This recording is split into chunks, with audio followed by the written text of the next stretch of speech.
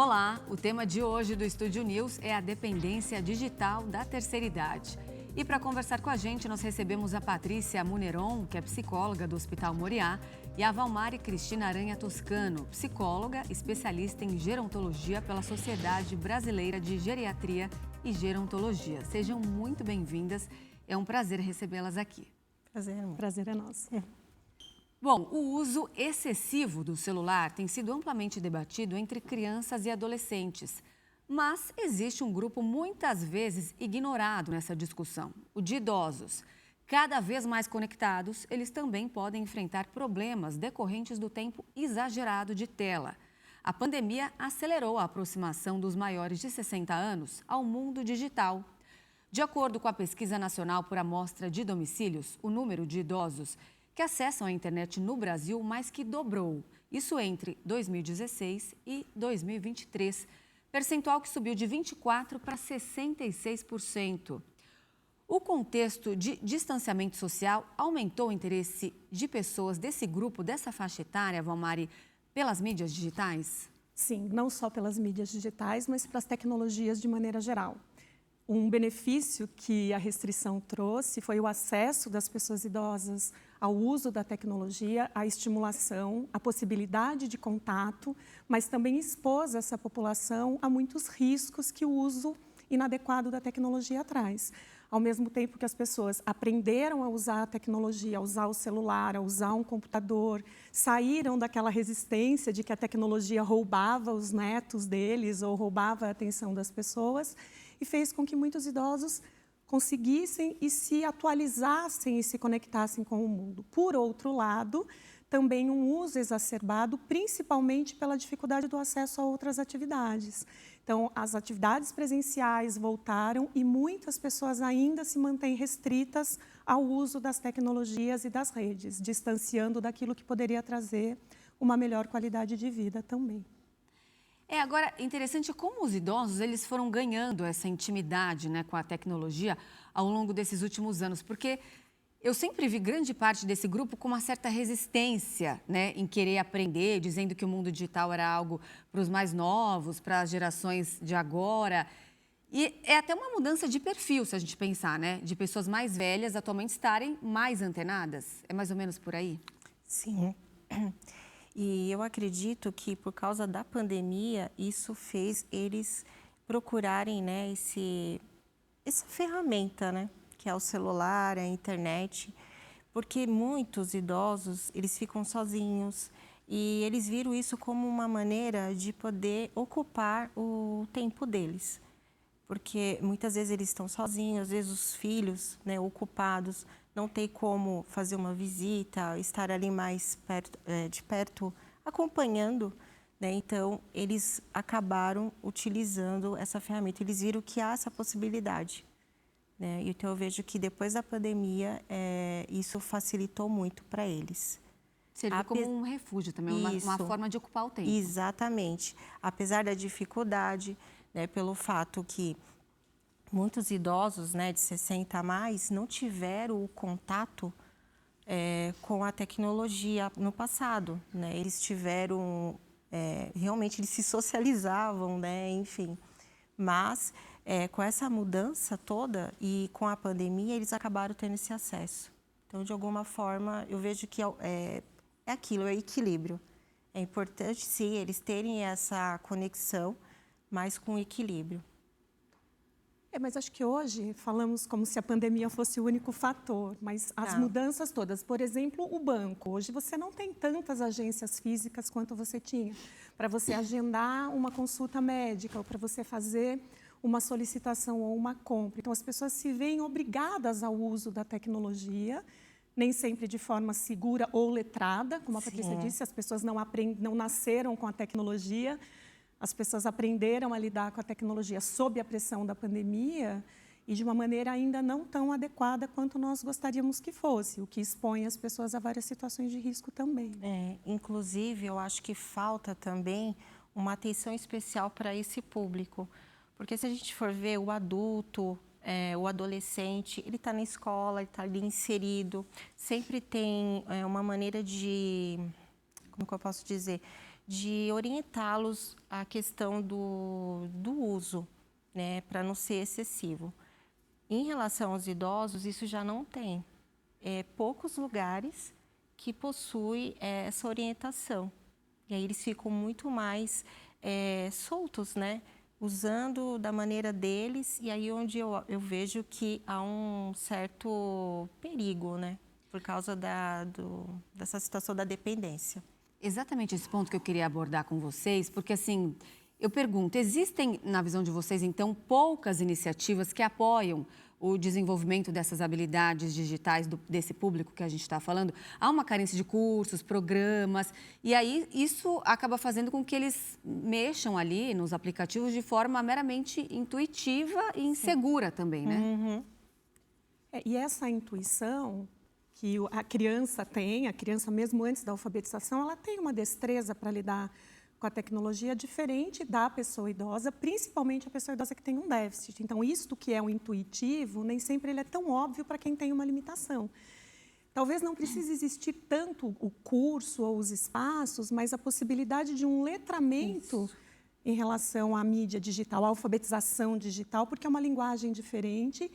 E a pessoa, às vezes, acha que ela está conversando ali, ou que ela está interagindo, muitas vezes, com um robô, com um algoritmo, que ela não tem essa consciência, diferente do jovem ou de alguém que está inserido no mercado de trabalho e que está ouvindo sobre isso o tempo inteiro.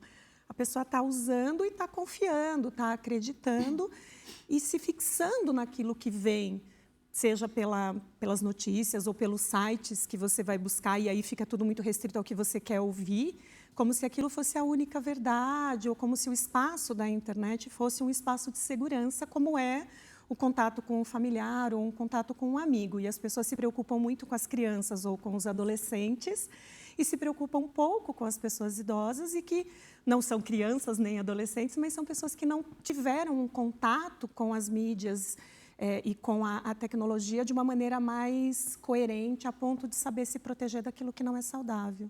Desde a quantidade de tempo que você passa diante da tela, sentado, sem se alimentar, sem fazer atividade física, porque é prazeroso, você tem estímulo o tempo inteiro, quanto a se expor a situações de golpe ou riscos que podem levar a prejuízos de ordem financeira, física e emocional, porque a sensação, depois de você ter sido lesado ou passar por uma situação mais abusiva, é bastante complicada. Agora, quais são os sinais de dependência? Existe, assim, um limite de horas de telas ou sintomas característicos que revelam um certo descontrole?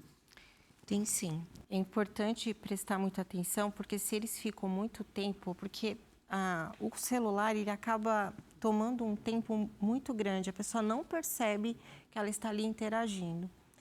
E, de repente, ela não consegue se socializar, ela deixa de fazer algumas atividades, que, no caso, beneficiariam a saúde, até mesmo ter que fazer o seu alimento, acaba esquecendo, porque ficou tão entretido ali no celular, na internet, né? Como ela falou, é prazeroso, né?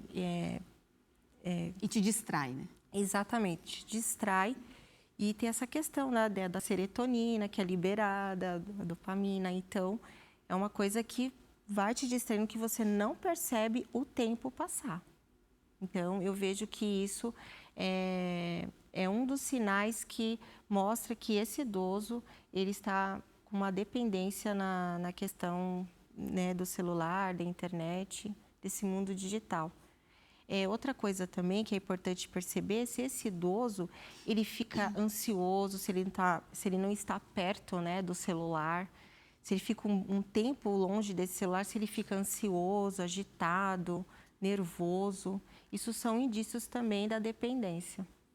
Essa dependência tem um nome, não é? Que é a chamada nomofobia, Isso. que é um fenômeno recente aí que revela esses sintomas exacerbados nessa relação nada saudável com os aparelhos eletrônicos. Muitos são tão apegados a ponto de desenvolver isso que você está falando, que é tipo uma espécie de uma ansiedade generalizada quando eles não estão próximos do celular, quando estão desconectados. É um fenômeno, então, também que já atinge idosos e vem trazendo consequências negativas. atinge, vem trazendo consequências muito nocivas, mas nós também não podemos nos esquecer que o celular ele pode ser um mecanismo de proteção para a pessoa idosa, principalmente para quem mora sozinho. Nós mesmos, muitas vezes, orientamos. Se você vai tomar banho, se você vai subir ou vai organizar alguma coisa, tenha sempre em mãos um celular, porque se você precisar de ajuda, o celular ele vai te ajudar. Mas você não pode fazer outras atividades estando ao celular, que é o que a gente vê com muitas pessoas idosas ainda fazendo uma dupla tarefa, porque o celular ele prende a sua atenção. Então, se eu estou cozinhando e estou com o celular ouvindo ou olhando, eu tenho uma chance de me machucar maior do que se eu estiver concentrada. Então, qual é o problema do uso exacerbado? Você vai tendo perda de memória, você tem baixa de concentração, porque o celular ele te dá tudo pronto. É como se ele... O celular ou o computador, é que a pessoa idosa ela usa mais o celular. Ele te dá tudo pronto, o que você precisa está ali. Você não precisa pensar, você não precisa... você não tem desafio, como você tem num diálogo, como você tem numa interação em grupo, que é muito importante para você fazer um estímulo para o seu cérebro. Então, o celular, ele traz rápido, fácil, pronto e aquilo que você quer. Então, isso em relação a posicionamento religioso, posicionamento político, os algoritmos eles vão trazendo para você, você não tem controvérsia, você não tem discussão, você acaba aparentemente eliminando conflitos, mas te mantém dentro de uma bolha, que para o envelhecimento não é algo legal, porque você vai se fechando e deixando de se estimular, que é algo fundamental para prevenir doenças neurológicas e degenerativas. Falando exatamente desse estímulo que eles precisam, né? A gente sempre escutava falar, eu escutava do médico da minha avó, é porque precisa ler, precisa estimular o cérebro, fazer palavras cruzadas, né? Tipo, jogar baralho, estimular o raciocínio. E aí, a partir do momento que eles estão dependentes dessa tecnologia que faz tudo para eles, essa parte cognitiva, então, é afetada de forma preocupante. O uso que é feito, porque a palavra cruzada, ela vai te demandar uma resposta, você precisa pensar. E você tem como usar a tecnologia também em relação a esses jogos, a estímulo, mas não é isso que normalmente a pessoa dependente vai fazer. Você pode usar o celular para um jogo que estimula, e a gente já tem isso, tanto programas de computador, reabilitação neuropsicológica feita por meio da tecnologia. O problema não é a tecnologia, mas é como é usada a tecnologia. E quando nós pensamos nas pessoas que criam, que desenvolvem uma dependência, normalmente não é porque está fazendo algo produtivo, está usando de uma maneira inadequada, porque você também tem tudo isso. Eu posso pesquisar uma receita nova, eu posso aprender idioma através de um aplicativo e eu posso ficar lá lendo fake news o tempo inteiro. Vai depender de como cada um vai se direcionar. É diferente de você ter toda essa tecnologia a seu favor, por exemplo, dessas palavras cruzadas, baralho, que a gente sabe que existe na internet, mas você fazer o uso indiscriminado sem uma supervisão. Exatamente, precisa de uma supervisão, né? Mas isso, no caso, se perceber se esse idoso está com uma dependência, né? Agora, com os idosos, esse acesso exacerbado ao mundo digital tem causado um estado psíquico chamado hebefrenia, que é uma confusão mental que tem levado a um comportamento de adolescente. Eu pergunto, Valmari, como isso acontece? É uma forma inconsciente ali deles se sentirem inseridos nesse mundo que agora eles podem acompanhar o tempo todo? Quando nós falamos de uma pessoa idosa, nós não estamos falando de uma pessoa, de uma instância diferente do que somos ou fomos em toda a nossa etapa, as outras etapas da vida. O idoso é um jovem que envelheceu, então ele tem todas as características que outras faixas etárias têm. Porque a gente tende também a neutralizar algumas características ou algumas traços de personalidade da pessoa porque ela envelheceu. Então, a dependência da tecnologia, ela produz no cérebro o mesmo tipo de recompensa que qualquer outra dependência química. Você tem ali uma satisfação imediata, como a droga te dá, sem que você precise lidar com a frustração, com o investimento. Então, a perspectiva de você perder essa satisfação imediata, ela é algo muito angustiante. Então, qualquer pessoa, em qualquer etapa da vida, ela vai ter essa perspectiva comportamental de reagir da mesma maneira. E qual é o problema? Quando isso vai tomando uma proporção muito maior. Falamos muito, a Patrícia, as pessoas vão para a tecnologia por conta do isolamento social, mas não é raro você ver né, nos nossos avós, nas nossas casas, os idosos estão com a família em casa, está todo mundo conversando e o idoso está lá no cantinho no celular, porque aquele estímulo está mais interessante do que o assunto que está sendo discutido, que pode ser que ele não consiga acompanhar. Uma outra questão, um déficit auditivo. Então, é melhor eu ficar aqui assistindo alguma coisa, porque aqui eu não denoto uma limitação ou eu consigo acompanhar o que está sendo colocado aqui. Então, é muito importante, quando nós falamos na supervisão, mas na orientação e na detecção, o que está levando ou prendendo aquela pessoa na tecnologia, que ela prefere ficar lá no celular do que ficar conversando com a família ou com os amigos, ou sair de casa para um evento e se distrair de uma maneira muito mais vívida, mas que também pode gerar frustração. Bom, nós acompanhamos muitos casos na mídia, né, de pessoas que confundem a realidade com o virtual.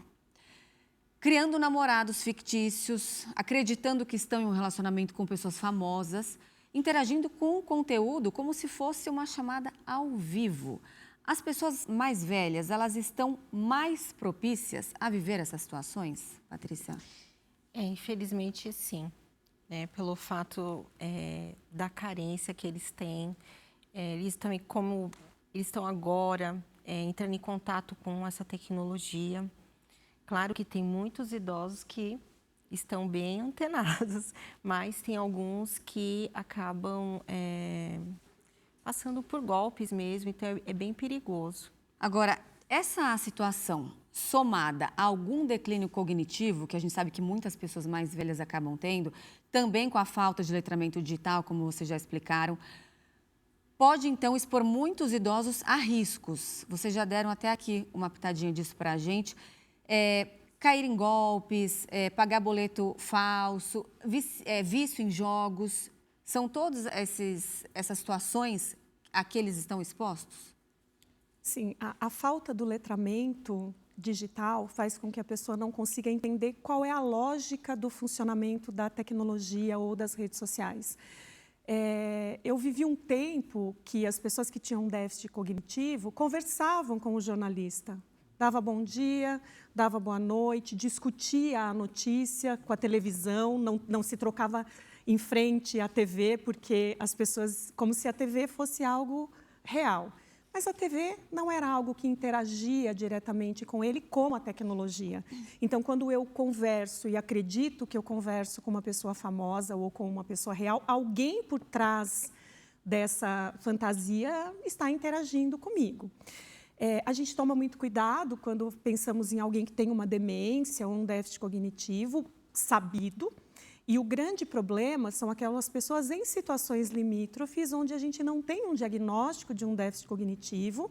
Você acha que a pessoa está bem, que ela consegue organizar a sua vida, mas ela tem algumas dificuldades de percepção mais sutis, de perceber quando está sendo vítima de uma situação distorcida e vai conversando.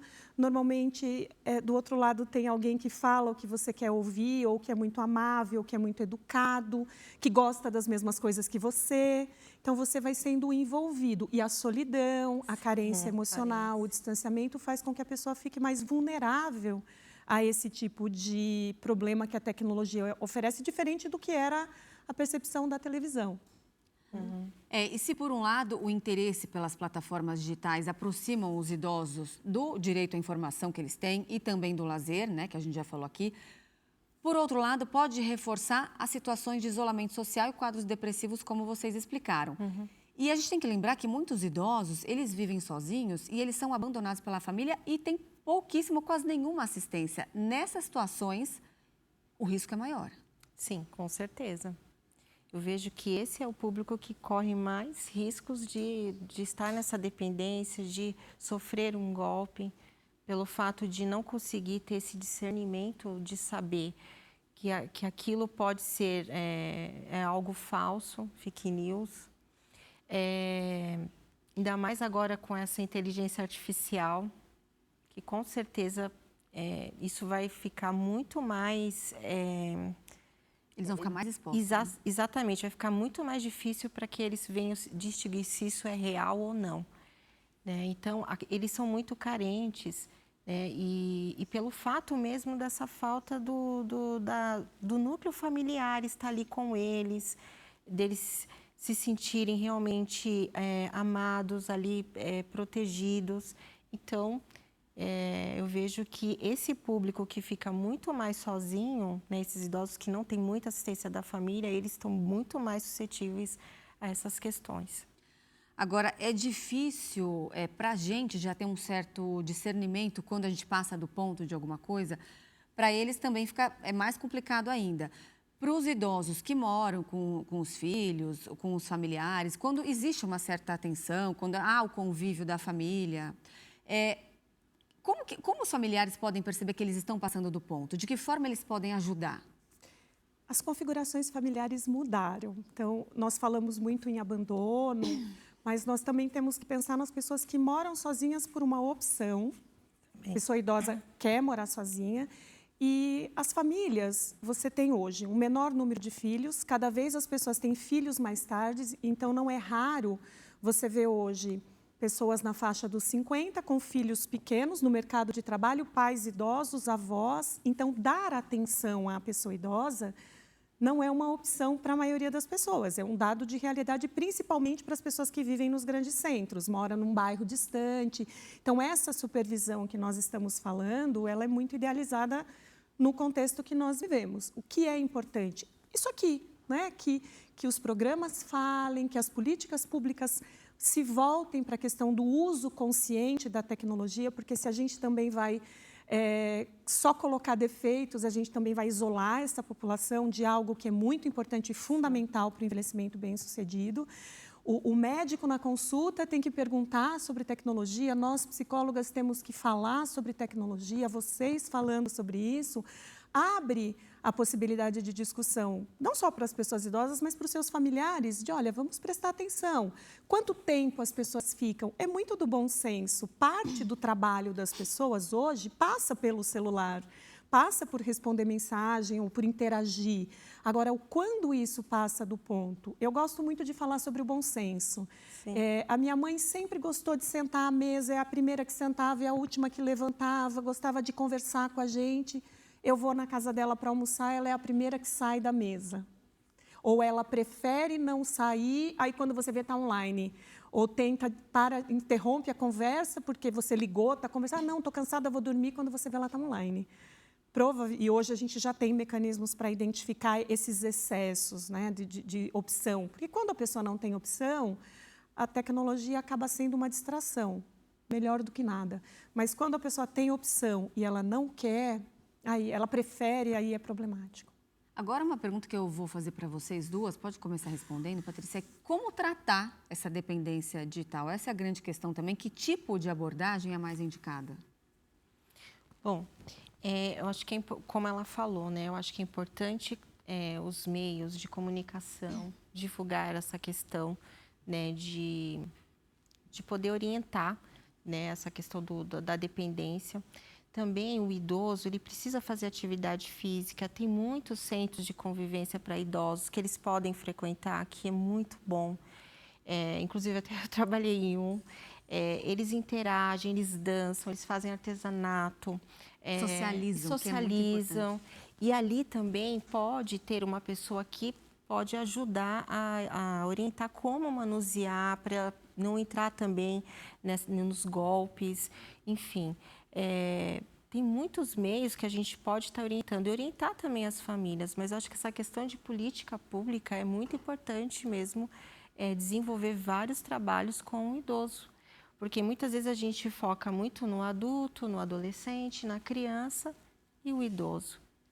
E a gente sabe que essa população está aumentando cada vez mais. Essa é a tendência, né? Essa vai ser a tendência, né?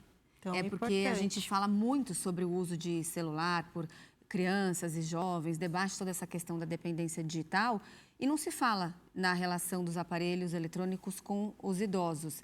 E precisa ter um tipo de abordagem para... A gente também fala do celular nas escolas, algo muito debatido. Precisa ter uma atenção para esse grupo. Ter uma atenção, principalmente oferecendo possibilidades de existência e de interação prazerosas que não passem por algo que só diga o que você quer. Porque a gente ainda existe um estereótipo, né, o etarismo, o idadismo, que a pessoa mais velha não tem nada a acrescentar, ou a voz dela não é tão ouvida. E lá no celular ou lá nas redes sociais, ela é ouvida, ela é escutada, ela escuta, é diferente. Então, se existirem esses espaços e essas pessoas conseguirem acessar de interação, atividades grupais, trabalhos que a pessoa faça, seja um trabalho voluntário, algo que tenha um propósito de vida, para que essas atividades sejam mais interessantes do que o smartphone, né? Tanto um relacionamento, um trabalho, uma interação social, os grupos, os centros de convivência são lugares muito férteis para isso. Esse tipo de política pública que acaba estimulando a que eles convivam na vida real, né? E saber identificar quem precisa de uma ajuda especializada, seja de uma psicoterapia ou de uma orientação, porque pode ser que há um problema de autoestima, de insegurança, de depressão, e aí a pessoa vai ficando muito fechada ou isolada dentro da sua própria casa. Então, não adianta existirem os centros se não houver uma garantia de que essas pessoas conseguem chegar a esses espaços. E São Paulo é muito... A cidade de São Paulo, os grandes centros, eles têm muitos espaços para isso, mas as pessoas precisam ir até eles. Apesar que esses trabalhos já existem, só que eu vejo que é muito, é pouco, é intimista. Às vezes pouco divulgado. Isso, porque, inclusive, nesse lugar que eu tive essa experiência, a gente acabava fazendo visita para esses idosos e a gente observava a questão, né, de como que esse idoso estava, se ele estava sendo acompanhado pela família, se ele estava sendo negligenciado. Então, ali a gente consegue fazer, né, um perfil, né, e verificar quais as demandas que a gente pode estar trabalhando com esse idoso. E o UBS também tem esse trabalho, né, inclusive, eles ensinam como manusear o celular, inclusive a questão de banco, né, que é algo que todo mundo está mexendo com um banco no celular, né? Hoje em dia, quase ninguém vai ao banco para pagar um boleto. Então, o idoso também tem contas para pagar, né? Então, tem esse serviço, mas ele precisa ser mais divulgado, precisa ter mais lugares como esses, porque eu vejo que tem muitos desses lugares, mas mais no lugar periférico, mas precisa ter em todo lugar. Agora, como o trabalho interdisciplinar entre psicólogos e gerontólogos pode contribuir para lidar com essa questão, já que os familiares hoje, eu concordo, como a Vamara explicou para a gente, às vezes não estão cada vez menos presentes? É importante que as pessoas entendam que isso existe. O primeiro ponto é a conscientização.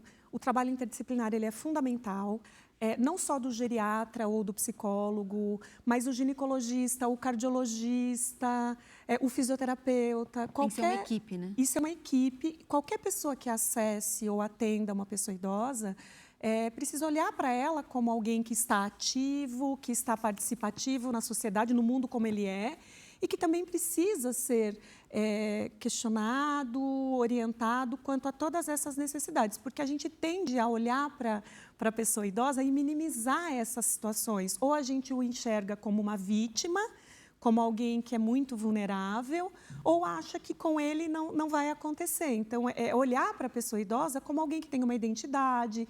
E não é só a questão, né, do acesso aos bancos, mas a sites de relacionamento, a uma série de outros perigos que a tecnologia oferece. E conversar abertamente. Eles nos ensinam muito de quais são as necessidades que eles têm.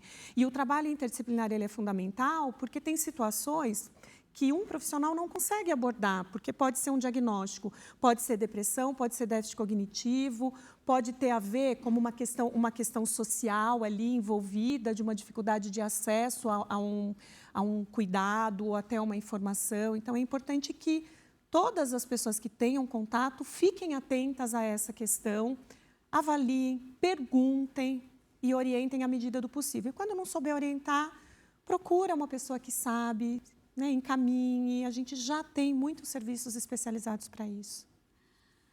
Agora, nós não podemos deixar de ressaltar aqui também, né, que inserir a terceira idade na era digital tem vantagens. Vamos focar agora, então, nos pontos positivos. Quando, em quais momentos, situações, ela pode contribuir para o bem-estar desse grupo, Patrícia?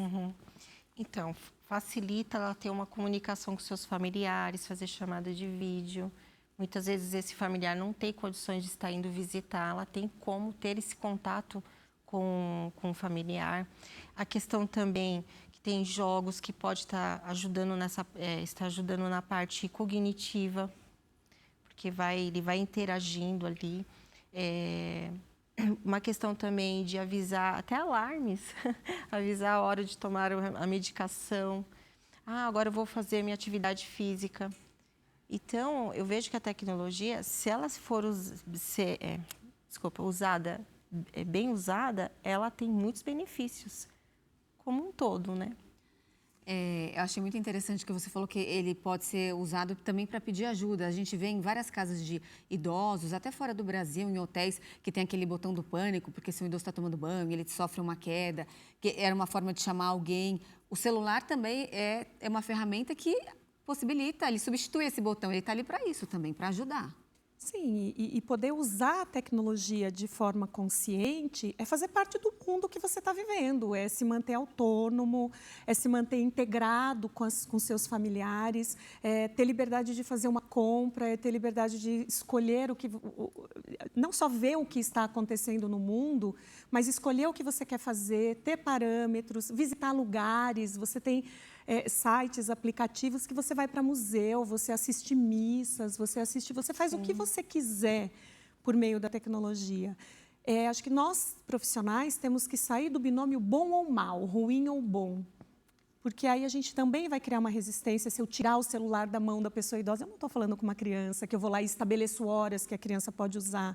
Estou falando com alguém que tem discernimento, que tem escolha, mas que precisa ser alertado quanto a esse uso excessivo e esse uso nocivo que a tecnologia pode ter. Tirar a tecnologia é tirar a pessoa idosa do mundo que ela vive. Ela tem que buscar o equilíbrio. O equilíbrio. Eu acho que o equilíbrio é fundamental para tudo. Sempre. Sempre. Tá certo, não temos mais tempo. Agradeço a participação de vocês duas. Muito obrigada por esse bate-papo tão esclarecedor. Até a próxima. Obrigada. Até a próxima. O Estúdio News de hoje fica por aqui. Eu conversei com a Patrícia Muneron, que é psicóloga do Hospital Moriá, e com a Valmari Cristina Aranha Toscano, psicóloga especialista em gerontologia pela Sociedade Brasileira de Geriatria e Gerontologia. E você já pode acompanhar essa entrevista pelo nosso canal no YouTube, no Play Plus e também pelo nosso podcast disponível no Spotify e no Deezer. Eu espero você no próximo programa. Até lá!